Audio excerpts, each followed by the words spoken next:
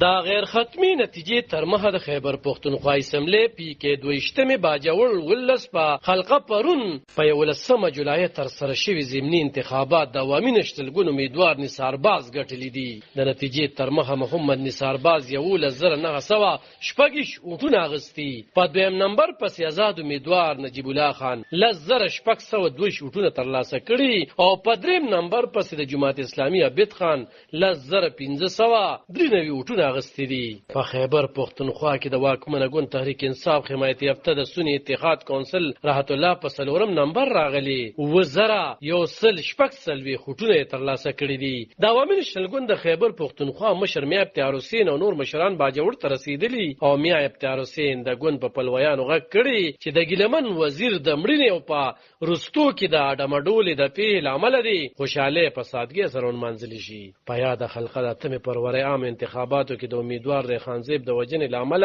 ټاکنې ځنډول شوې. ریحانزیب په 11 جنوري د انتخاباتو د کمپاین په وخت په یو وسلوال برید کې وژل شو. د هغه تعلق د پاکستان تحریک انصاف ګوند سره وو. خو د باجوړ نه د قومي سملې په حلقه یې اتم او پی کې 22 نه د آزاد امیدوار په حیثیت ولاړو. په یاد دواړو خلقو بیا په 21 اپریل انتخابات شوي او د ریحانزیب برور مبارکزیب بیا د دواړه څوکۍ ګټلې وي. نوموړي د قومي سملې پخواني غړي د تحریک انصاف حمایت یافته سنی اتحاد کونسل امیدوار ګلظفر خان ته ماتې ورکړې.